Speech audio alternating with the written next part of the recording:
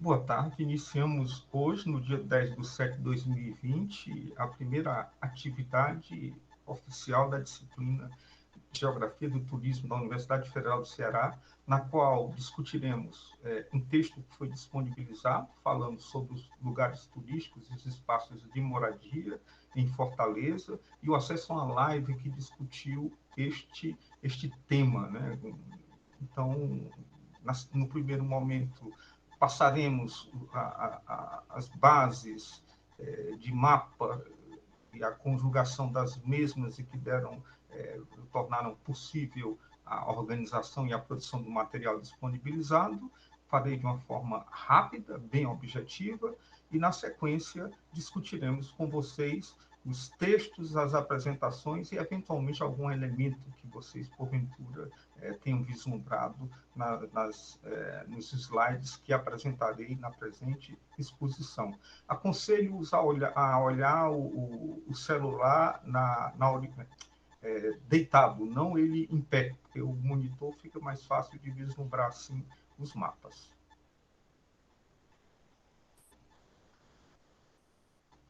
Bom, então, como vocês sabem, o tema com o qual nós trabalharemos é o tema do artigo, né, intitulado Fortaleza, de uma contaminação derivada dos lugares turísticos, a transformação dos espaços de moradia em territórios de adoecimento e de morte.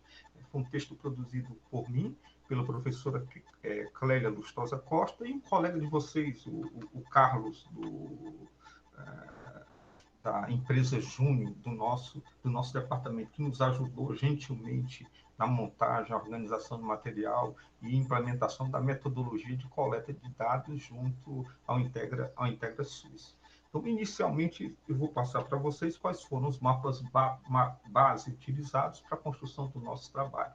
O primeiro mapa que vocês vislumbram é aquele da distribuição dos bairros da cidade de Fortaleza, seria o mapa, né, da divisão territorial, balizado na sua estrutura viária e também no que se refere à sua estrutura aeroviária. Como vocês vislumbram, no texto nós discutimos muito essa questão, né? Sistema de transporte, fluxos principalmente no primeiro momento de origem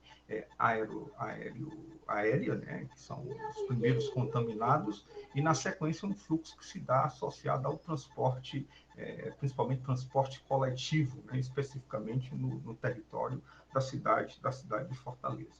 Um segundo mapa, que seria a justaposto a esse mapa que nós utilizaremos, é no que se refere à faixa etária. Então, trabalhamos nesse sentido na quantidade de idosos e os bairros que têm uma concentração maior de idosos. Então, quanto mais escura a cor, significa dizer que tem um número maior de idosos, que varia de 5.500, que é a cor verde mais escura, e uma outra tom um amarelado, esverdeado, que varia de 3.501 a 5.500 idosos existentes no bairro. Isso porque, na realidade, uma das teses é que o Covid-19 afeta principalmente as pessoas de faixa etária mais elevada. Na sequência, nós teríamos um outro elemento de justaposição, que são os elementos relacionados à vulnerabilidade social existente na cidade de Fortaleza. E essas áreas, na realidade, em cinza, representam a existência de áreas precárias, completamente precárias, extremamente precárias, e áreas medianamente precárias. Isso vai nos ajudar, de uma certa forma, a entender que a lógica de distribuição, embora seja entendida considerando como bairro, é justamente nessas parcelas do território onde ela é implementada de uma forma mais intensa. É nesse sentido que talvez vislumbremos o porquê que, se de um lado a contaminação se dá em toda a cidade, por outro lado, a morte, na realidade, ela afeta um contingente maior de pessoas. Uma outra base que nós utilizamos é no que se refere ao índice de desenvolvimento humano, porque na sequência nós teremos condições de vislumbrar como, na realidade, o que nós analisamos, a sua distribuição, o seu delineamento na cidade vai se dar de uma forma diferenciada, levando em conta as condições socioeconômicas de habitação, de acesso ao transporte, de acesso aos serviços, e que pode ser vislumbrado no intitulado Índice de Desenvolvimento Humano na cidade de Fortaleza.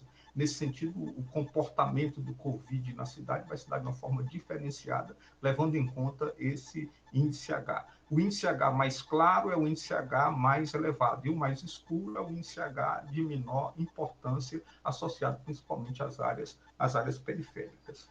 Na sequência, nós temos uma apresentação de um gráfico denotando a evolução desse movimento, que é importante nós vislumbrarmos que, embora a quarentena tenha se dado no mês de março, quando o número de casos ele aumenta enormemente na cidade de Fortaleza, o fenômeno ele já havia sido notado no mês de janeiro e no mês de fevereiro, com um quantitativo pouco elevado se comparado às proporções que tomou a partir do mês de março, né? Abril, maio e julho. E considerando aqui na base o IDH, nós vislumbramos como se concentra da esquerda para a direita, dos bairros mais abastados aos bairros menos abastados da cidade de Fortaleza. Então, um dado interessante e que nós começaremos discutindo aqui, essa base, que é a que nos interessa. Bom, aqui nós temos na parte superior a distribuição, se o caso de contaminados de 1 de janeiro a 5 de janeiro. Então, dá para perceber uma coisa interessante, como se encontra distribuído na cidade de Fortaleza, o que é um pouco estranho, porque, grosso modo, quando se fala da contaminação por Covid-19, remete-se muito à ideia de que ela afeta os bairros nobres. E aqui, na realidade, nós vemos elas distribuídas já na periferia nesse primeiro momento. Ela avança na segunda semana, na terceira semana, na quarta semana, ainda no mês de fevereiro, aí no mês de março já toma um contingente maior, mas com certa proporcionalidade. Nós começamos a pensar, mas como na realidade essa contaminação se dá? Qual é a dimensão, qual é a variável responsável por essa contaminação? A nossa tese, na realidade, é que esse gênero de contaminação ele não se explica na tônica que afeta os bairros nobres no primeiro momento. Talvez se associe muito à questão da existência de um aeroporto, principalmente um hub, como o existente na cidade de Fortaleza, e que, de uma certa maneira, seria um vetor também de contaminação dessas áreas.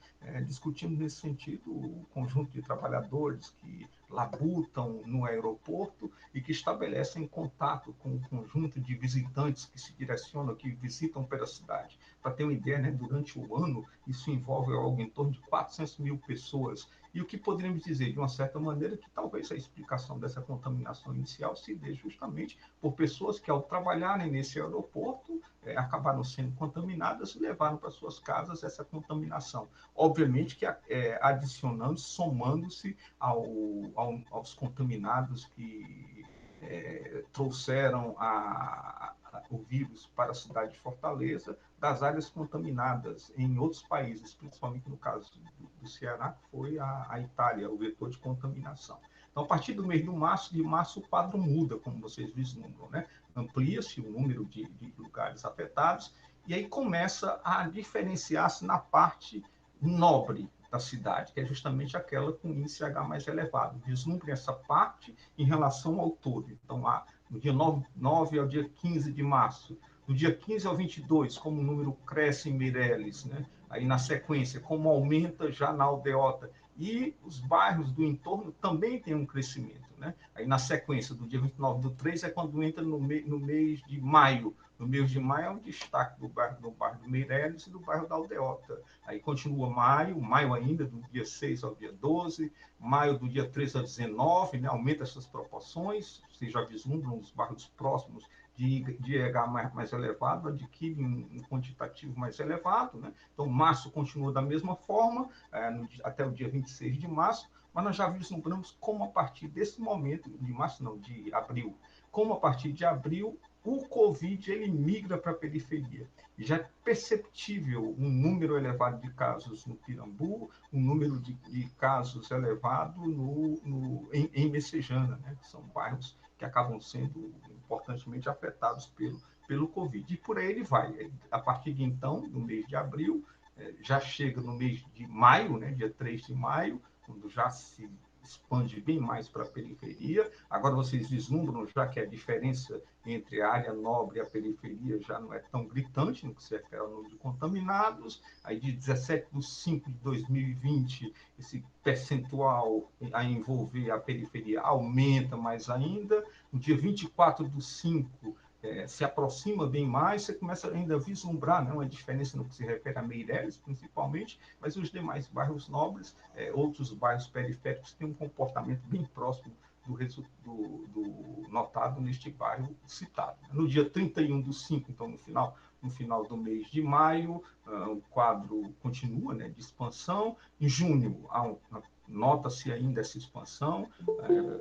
Até o dia 14 de junho, a expansão aumenta mais. Nós vislumbramos como esse crescimento se apresenta. Então, é uma lógica que podemos dizer democrática, né? Porque contamina, de fato, tanto rico quanto pobre. E quando falamos da cidade de Fortaleza, há, de fato, uma lógica de contaminação quase que generalizada, com uma concentração maior de casos, principalmente na parte oeste da cidade de Fortaleza e na parte sul da cidade de Fortaleza. De uma forma interessante, a parte sudeste ela tem um nível de contaminação menor do que a parte a oeste. Então, podemos voltar, nesse sentido, para a projeção inicial, quando o caso das mortes acontece. Falamos em contaminação a partir de janeiro, as mortes só se dão a partir de março. E vislumbramos no mapa à direita, o primeiro bairro no qual uma pessoa chegou a óbito. Foi o bairro do Cocó, né? O primeiro óbito.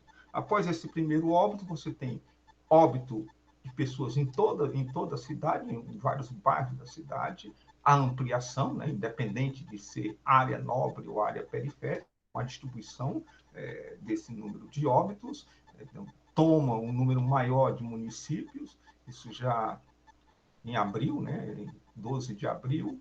No dia 19 de abril, já assume um número bem maior de bairros, mas não se vislumbra nenhuma diferença, o quantitativo de mortes não ultrapassa, nesses bairros, o número de 10 casos, é muito próximo. Do dia 26/4, esse comportamento ele começa a mudar um pouquinho. Então, se anteriormente eu falava até 10 mortos, a partir de então se fala até 20 mortos. E esse número de 20 mortos não se situa mais na área nobre da cidade, se situa na periferia, tanto a oeste como a leste. Então, a importância que foi, a crise que vivenciou o bairro da Barra do Ceará, o bairro de Vila Velha, o bairro de Messejana e aqui meu Deus. Quem lembra o nome desse bairro? Você que tem melhor memória do que eu, que fica próximo ao Cais do Porto. Não, o bairro fica próximo ao Cais do Porto. Então, Praia do Futuro. Não, Praia do Futuro não, é acima da Praia do Futuro. Mucuripe, professor. Não, Mucuripe é uma área nobre, é um bairro popular. É o Titãzinho, né? Não é? É a área de Vicente Pison.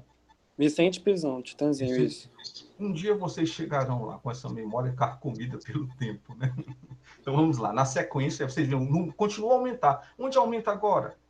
Na periferia. Aí nós começamos a discutir uma questão interessante, né? Se a questão da contaminação ela se dá na totalidade, mas a questão da morte ela tem um espaço que se dá com maior intensidade, e é justamente na periferia. E o crescimento se dá, né, a partir até o dia 10/5, veja o que acontece na Barra do Ceará, se destaca em relação ao conjunto de bairros envolvidos, né, uma verdadeira hecatombe. Na sequência, esse movimento cresce, né, vai crescendo, tomando mais bairros, aumentando o número de casos. Aí agora vejam, né, mais a Barra do Ceará, né, então, Vila Velha também, Bom Jardim e Messejana, com um número de mortos superior a qualquer outro bairro da cidade de Fortaleza. Aí, na sequência, você cria o que, no dia 2/6/2020, um movimento que fica próximo do que o termo que eu usei no artigo foi, né, o colar da morte por Covid-19, né? Dá a impressão de ser um colar, né? E é um colar que é periférico. Aí vem aquela ideia, o espaço da morte, ele é periférico, ele não é central. O espaço da contaminação, do adoecimento, eu posso falar que nos primórdios ele é associado a áreas novas, mas na sequência o desdobramento ele não é de fato. Então a morte não acomete igualmente a todos como a contaminação. Então até o dia 7/6, o movimento coloca nesse termo, 14/6, então, na mesma perspectiva, 17/6 aumenta um pouco, ou seja, dá para perceber como Meireles, de fato, fica com um quantitativo próximo da periferia, mas se eu comparo o número de contaminados em termos percentuais, que veremos na sequência, não é tão preocupante como na periferia. Vocês verão na sequência outro mapa. Aí aqui é esse mapa que eu falei. Quando eu levo em consideração o número de mortos por casos confirmados, o que eu chamo do NMCC, na cidade de Fortaleza, eu teria um índice que sairia de uma taxa menor, que é de 0,045, a uma taxa maior, que é a de 0,142. E a taxa média da cidade de Fortaleza é 0,107. Então, o que significa dizer, os bairros cuja taxa são menores do que da média da cidade de Fortaleza só são nas áreas nas quais o índice H é superior, né, que vai acima de 0,5001 até 0,9531. E no elencamento desses bairros, nós podemos vislumbrar um mapa com esse comportamento. Aí dá para perceber um pouco, né, quais são os municípios que têm índice H e cujo número de mortos é superior à taxa média da cidade, o número de mortos por número de casos é superior à média da cidade. A única diferença aqui no bairro de Mucuripe. Você fica, mas por que o bairro do Mucuripe tem esse comportamento diferenciado? Porque existe um conjunto de áreas precárias no bairro do Mucuripe, que com certeza são elas as responsáveis pelo número de mortos superior do que aqueles encontrados no bairro de Meireles, no bairro da Aldeota. Quando eu vislumbro na periferia, principalmente nos bairros que têm um índice H mais baixo da cidade de Fortaleza, vocês vislumbram que o índice maior, como eu citei no início, né, de mortos, número de mortos por caso, se concentra justamente na parte oeste, onde a grande maioria destes bairros acaba sendo, né, eu acho que o Liado é que diz, né, bairros acima da média da cidade de Fortaleza. É um acima que está errado. Bom, na sequência, é essa questão que talvez possamos discutir agora na nossa conversa.